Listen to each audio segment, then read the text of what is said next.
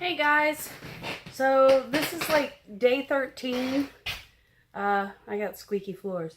So it doesn't really look like I got a lot done to my eyes. But actually I have. So let me give you a little tour of what I've done recently. So we have where the bedroom wall was all messed up down there. We took out all that insulation and junk, and there was a really rotty spot over there. I sealed the window so it's not going to leak anymore. Reinforced those beams down there. I decided to use the foam board with the expanding spray foam. So we tore that whole bit out, if you remember that from the beginning. So that section looks better over to about right there.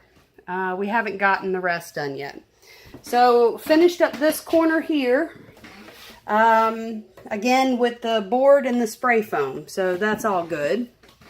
And then coming over, that was a pass-through that went into the dinette, but they took the dinette out a long time ago, so I just sealed that up too. And one of my favorite parts, this corner, I don't know if you remember how rotted that was, and Tim and Justin reinforced it, added the new floor. I added the foam board and the expanding foam. I haven't dealt with that spot yet. That's just a little job. Here's the big one though. I have completely re-engineered the bunk. Let me give you a better view of that. Hold on. Okay, so if you remember how bad this was, the floor was completely rotted out. I mean, it crumbled to the touch. All the way back to the electrical input box, and the wall was just a real mess. So what I did was I added a new floor on top of. I cut that mess out and I just put a new floor, and I like over-engineered it, I think, because I just want to make sure it's not going to fall in. So then, thanks to Wayne East, my stepdad at one point, he told me how to reinforce the bunk so that it would be a lot stronger.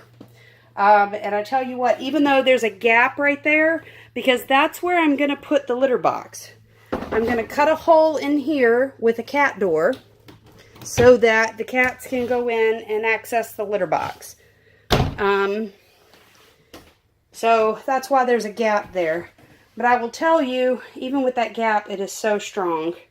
So that's it. I mean, the bunk itself took an entire day because I don't know what I'm doing. I'm just kind of making this stuff up as I go along.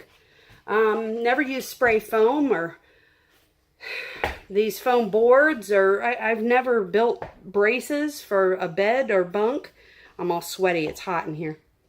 Our AC is tripping, so Tim's got a friend who's going to work on that. But, I mean, wow, what a difference just getting that foam board in. But what we've decided to do is take the store-bought paneling. So let me show you. So instead of trying to find Luann and cut this all clean and match this all up, and it just makes more sense to install basically another wall on top of the wall. You know, we'll be able to glue it to here, and because this stuff is only 1/8 of an inch thick, you're really not going to notice. So we'll put little nails and glue, and I mean, we'll cover the whole slide out section, all the way up here and all the way across, and all of this and this whole wall pretty much is going to be a wall on top of it, just because it makes more sense than trying to line everything up. It just seems a lot easier. So let me tell you what we decided about the slide out, the beam above it, the support beam.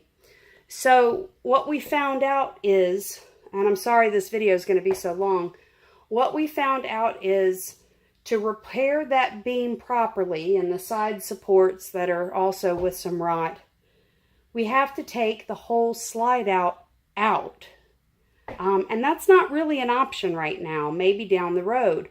So because I've resealed the entire roof with Endurabond tape, I've worked on everything I can find connected to this beam. We're just going to support it and then cover it up. So when we're in our own spot, we're also going to put some sort of slant, you know, a roof over it. So that way the water will not run back into, because the seal has nothing to hold on to up there. The wood is so rotted.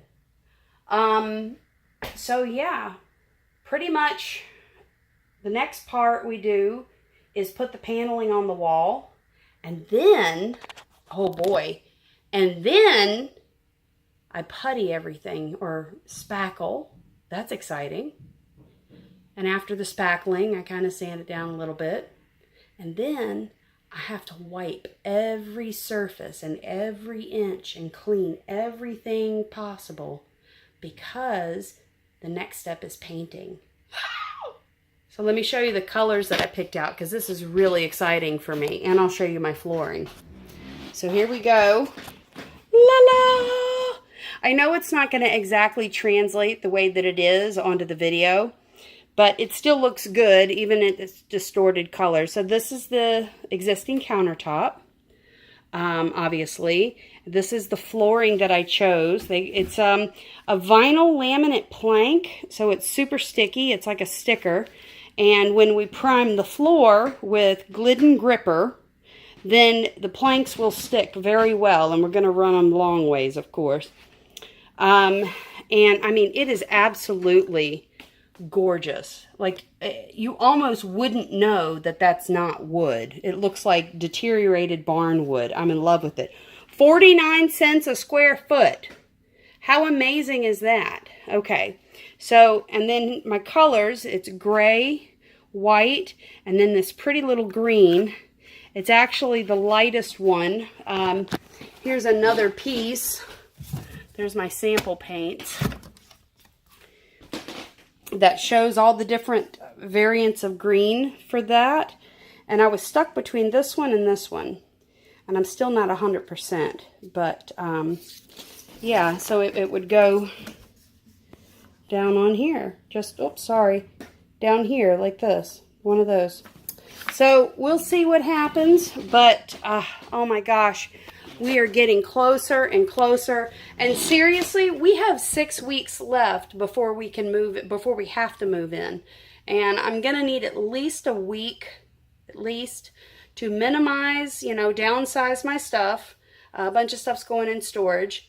And then to move in, pack and move in. I mean, we've got like 350 square foot.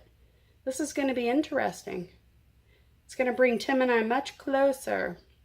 So, other things that are left, get a microwave, but that's not difficult. This is a pain in the butt, because guess what that goes there? The refrigerator. I found one at Lowe's. We just have to get to it soon. And then this nasty thing is going to go away. It's got like a stain. It's just gross. And I have picked us out a really nice memory foam RV queen, because apparently there's an RV queen that is like 5 inches shorter. It's silly. It's like, couldn't you? I don't know. But whatever. So it's a special mattress that we're going to have to use, which means my sheets are going to be weird. I don't know how that's going to work out. But okay, guys. So that's it. And sorry for the really long video, but I hope you stuck with me to the end. And thank you guys so much for all your support. And I mean, it's really coming along. I'm so happy. Okay, well, have a great one. Bye.